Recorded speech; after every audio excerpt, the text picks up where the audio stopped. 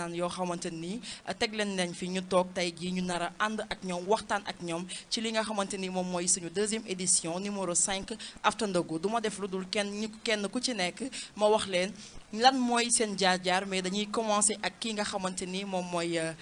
artiste rappeur bi nga xamante ni moom bàyyeeko fii ni au niveau de Guédiawaye muy Ngaaka Blindé moom nag turam dëgg-dëgg moo ngi nekk Baba Ndiaye moom moo ngi juddu atum 1994 nekk artiste rappeur moom nag moo ngi débuté carrière am depuis année 2013 depuis année 2008 la dugg ci li nga xamante ni moom mooy hip hop bi mais bu ñu fàtte ni que ni moo ngi bokk ci li nga xamante ni moom mooy groupe undu yi mais atum 2011 si la def li nga xamante ni moom mooy carrière solo wam atum 2013 mu gagné li nga xamante ni moom mooy finalu Flow Up waaye ba tey bàyyiwul parce que ci kaw loolu def na li nga xamante ni moom mooy clip vidéo def buzz cartonné fii nii au niveau de Dakar Sénégal ak ci milieu hip hop galsen bi waaye ñu gis ne que ni atum 2017 mu indi li nga xamante ni moom mooy projet Jéego atum 2020 ginnaaw bu mu amee problème boobu noonu ak justice bi mu génnee teewut mu làkkatuwaat defarwaat bu baax a baax mu gën a liggéey gën a try daal di génnee li nga xamante ni moom mooy albumum Secret 7 ñu gis ci ak ay featuring de ouf gis nañ ci ki nga xamante ni moom mooy One Lyrical Adiouza ak Barak Adama ak yeneen artistes yoo xamante ni ñoo ngi nekk ci biir du côté de la régie bu fekkee pare ngeen jox ma benn élément wu Ngaaka Blindé ba tey ñu wéyalaat suñu jaar-jaaru ndaanaan ñu am ci suñu plateau After Ndogou. King Baba Ndiaye aka Ngaaka Blindé ñu jàll dem si Ngaaka est-ce que rap est-ce que faire du rap c'est entreprendre est-ce que rap liggéey la pour yow. waaw Malal maa ngi lay siyaar di la jaajëfal di la remercier aussi si opportunité bi nga ma jox tey ma toog ak grand bi Amadou toog ak aussi madame la directrice toog ak Kiné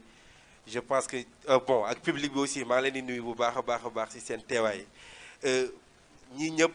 mun naa ne fekke nañ sama début carrière du lu leen kenn di nettali ñun man personnellement mun naa ne fii la lépp démarré yaa ngi koy wax sànq tout à l'heure ne bokk naa ci ñu doon jël brique di ko teg bokk ci ñu doon jël suuf di ko andi avant lii di mel nii nekkoon benn mbaar bu ñu nekkoon je faisais partie ci nekkoon ci biir di freestyle Sarenzo dem si yàlla na ko yàlla yërëm man dama doon jóge saam yan woon benn baafle ñëw dem kër Sarenzo jël ampli dem kër gàlle is génne matériel yu mu am ñu ñëw teg ay beat Diggi Raoul doo gars yi fi nekk yëpp du ñu encadré pour envie bu ñu am pour def ko ñu mu mën a exercer wu et c'était très important parce que boobu ñun on avait envie de faire quelque chose heureusement amoon nañ ay nit yoo xamante ni comprendre nañ envie bi ñu am di ñu encadrer tey yow Diggi Raoul dañ doon freestyle bi ci biir dañuy xiif kenn génne 100 francs 200 500 ñu jënd fataay ak café naan au moment où peut-être entre guillemets y avait pas mal de jeunes yoo xamante ni ñi ngi toog ci seen koñ yi xamuñu woon lan la ñu war a def mais ñun peut-être comprendre nañ li ñu bëgg a def et comprendre nañ fan lañ koy dem jëlijee bi loolu di am ñuy évoluer ba yàlla def ñu ñuy commencé bàyyi xel ci loolu ñu nekkoon Africulture tey kii toog di directeur bi organiser première édition bu Flow Up yàlla def man mi doon jógee marché Sam daan dox parce que doon ma am 100 francs yu ma passé jël ko ñoom ñu jox ma opportunité boobu bi opportunité boobu aussi ñëwee ma jël ko saisir xam ne lii aussi jox na ma benn départ pour que li ma doon am envie def depuis des années mu mun ko def à travers cette opportunité loolu tax Sénégal commencé découvrir sama talent parce que peut-être ñoom wala ñi nekkoon ci jury bi gis nañ artistes yi nekkoon ci biir yépp ñu nekkat parmi tous ces artistes booy bi buñ ko joxee disons opportunité mën na yóbbu hip hop ci beneen niveau ñu jox ma ko ma saisir commencé def ay tournées nationales commencé def ay rotation rajo télé nit ñi di bàyyi xel li may def ma commencé aussi def tournée ak def naa tournée ak ministère de la jeunesse def tournée ak Youssou Ndour def pas mal de choses à partir de ça ma ni ok am naa opportunité bi mi ngi fi il faut ma essayer professionnaliser ko parce que léegi mi ngi wax formation man musuma def formation bu ma jàngal nan la ñuy professionnaliser disons liggéey ci domaine culturel mais je me suis dit dama doon dem studio di fay 130 000 25 000 des fois 50 000 tu vois damay am pour réaliser un clip damay fay à partir à l'époque 500 000 1 million léegi aujourd'hui pour faire benn réalisation il faut benn 4 millions voire 5 ba léegi des fois tey aujourd'hui da ngay soxla am benn réalisation bu normal da ngay essayer jël sa réalisateur fii yóbbu ko Dubaï wala yóbbu ko Guinée tu vois wala nga dem Guinée jël réalisateur bi nekk foofu donc pour résumer rek bañ a ne pas trop monopoliser la parole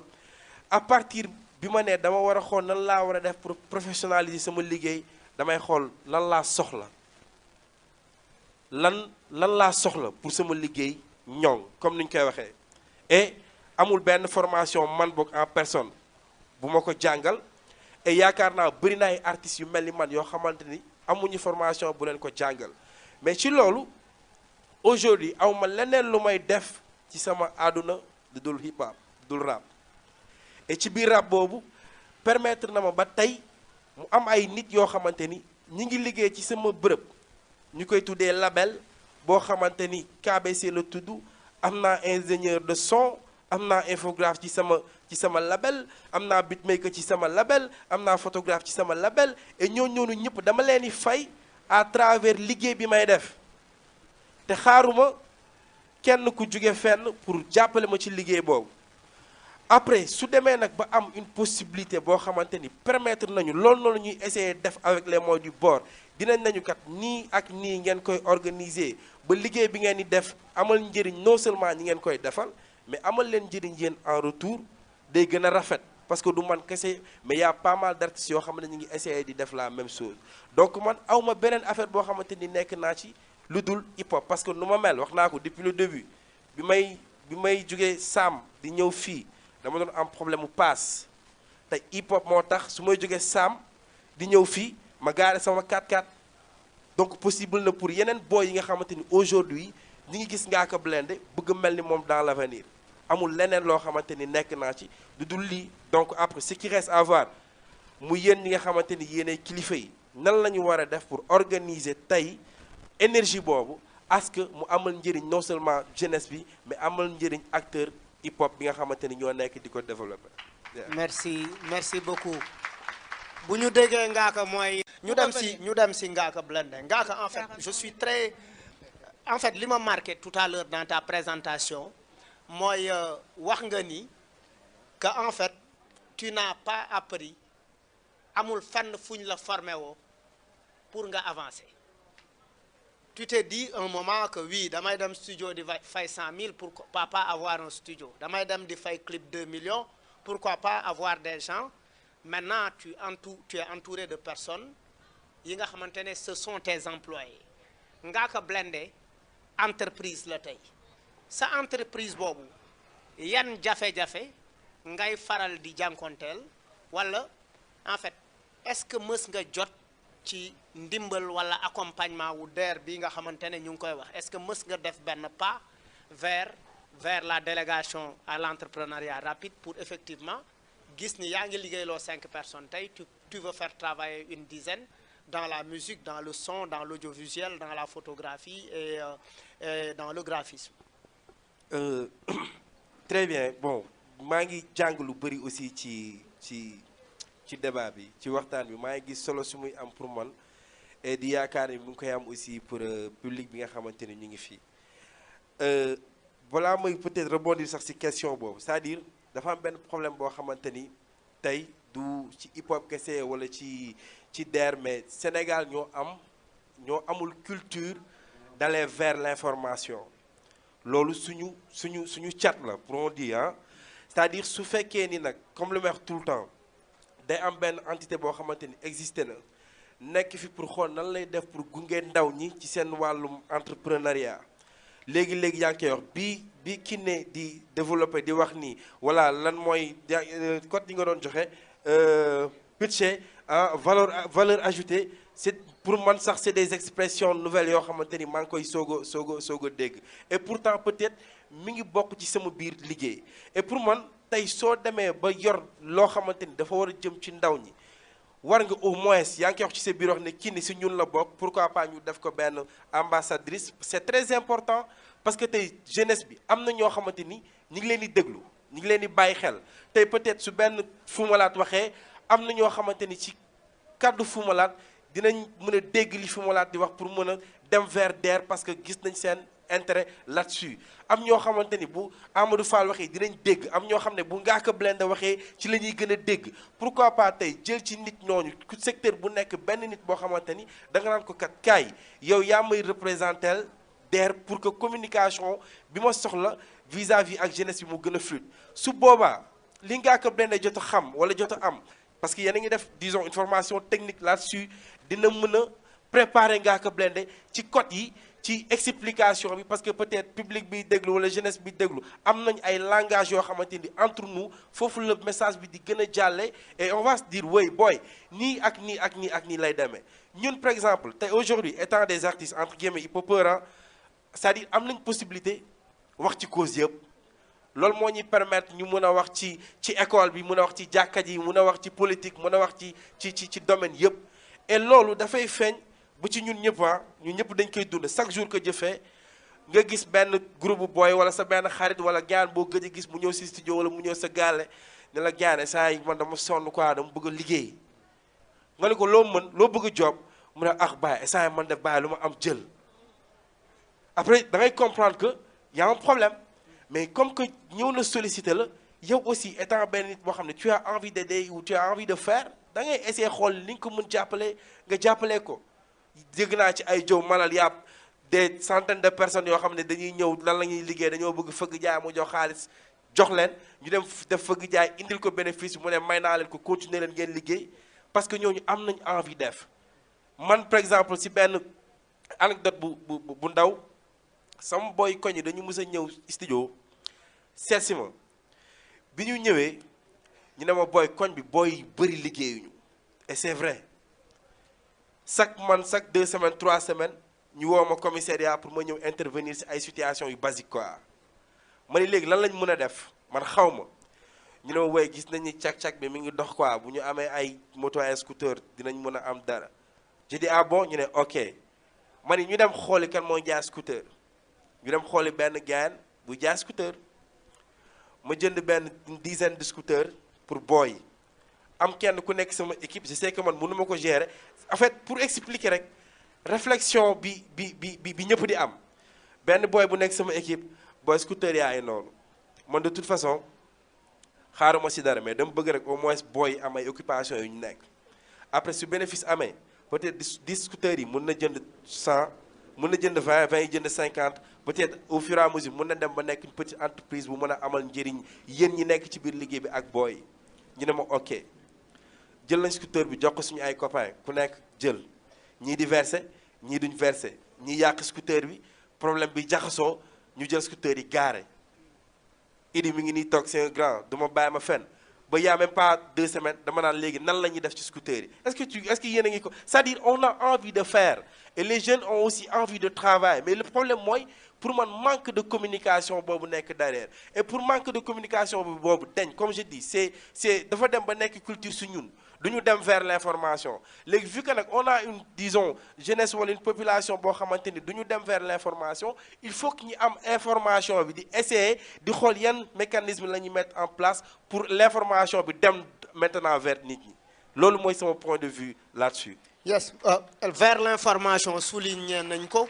mais bu ñuy sukkandiku également ci li nga wax ces jeunes-là ont beaucoup plus besoin d'accompagnement technique. Donc maanaam dañu soxla ku leen tàggat pour bu ñu yoree fas jëndee ko 400 000 xam ni fas bi bu ñu bëggee continuer di liggéey ak moom il faut que ñu koy respecter bañ par exemple di jox gulu fas parce que gulu rey na ay 33 fas à son actif bu fi xam naa nag léegi mu ñëw moom kuuru bopp la lay. dama doon maa ngi ci en fait dama doon comment dire apprécier juste intervention bi waa délégation bi def gis naa si bon bëri na lu am njëriñ ah et ci jàng naa ci am na aussi ci ay points yoo xamante ni man d'accord uma ci ak ñoom et li ma doon wax sànq ci sama njëlbeen ne li ñu wax fii nii yëpp am na solo mooy l'information mooy la communication et pour man lii avantage la tey ndaw ñi fi toog ñëpp am lu bëri ñu luñ jàng en commençant par man mu nekk initiative boo xamante ni J-POP moo ko def pourquoi pas tey DER ci boppam di organiser ay mbir yu mel nii ndaw ñi ñëw jege leen ñu am échange ak ñoom ngir gën leen a dimbali ci ay jumtukaay yu ñu mën a def ba bénéficier wu ci yi nga xamante ni seen njëriñ la. beneen bi ci topp itam mooy la dame am na ku laaj fii sànq ne def na formation ci salon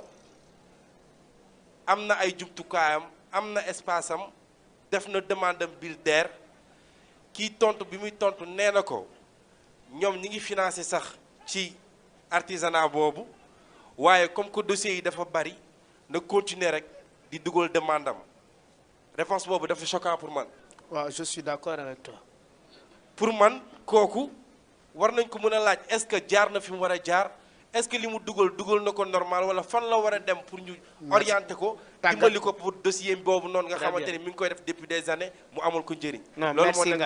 Ngaaka également c'était un énorme plaisir de t'avoir ici parce que quand même c'est très inspirant de voir qu'il y a des gens qui sont au niveau de la banlieue comme ni ko Amadou waxee dans tous les secteurs qui se battent et qui se disent qu'effectivement it is possible c'est possible d'en arriver là. magu xabaan bi ay gaz lay jaay donc il a commencé par être un chargeur ci ay camion di charger gaz aujourd'hui il a une grosse entreprise il faut être ambitieux donc on invite tout le monde à ñu am sañ-sañ am fit ñeme et puis c'est possible li Ousmane Faye doon wax keroog Guédiawaye dafa am capacité de résilience bu mag maanaam dafay jafe trop mais du ñu wuti solution yi feneen góor yàlla dëgg dafay wut solution yi autour de lui mooy jàmbaaru Guédiawaye hip hop yi ma leen di jaajëfal parce que aussi on a observé que fii il y avait pas une infrastructure culturelle et les gens se sont battus pour le mettre pour donner de la possibilité aux jeunes pour mën a créer cadre de concertation de discussion yu mel nii donc Ngaaka ton dernier mot. waaw Malal maa ngi lay jaajëfal encore une fois ci opportunité aussi bi nga ma jox ma bokk ci jotaay bi bëri tamit lu ma fi jàng comme lu ma koy wax et di remercier aussi madame la ministre déléguée ci leeral bi nga xam mu hip hop et délégation bi aussi def nañ ay leeral yu am solo et comme li may waxee rek ñun ñëpp ñoo bokk benn combat bi nga xamante ni am nañ ko parce que bu ndaw ñi amee liggéey rek amaana Amadou day noppalu Malal noppalu ak ñeneen ak ñeneen ñu bëri noppalu parce que bu ñu amul liggéey tamit dañuy ñëw fëgg tey peut-être Ngaaka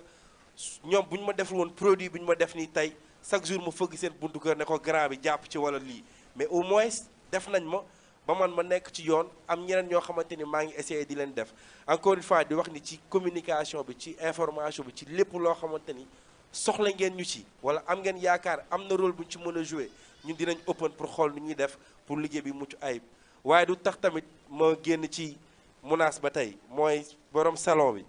moom tamit ba léegi pareeguma ci moom bu ñu paree na leen jege ñu wax ko nan la war a def wala ñu xool fi mu jaar ba xam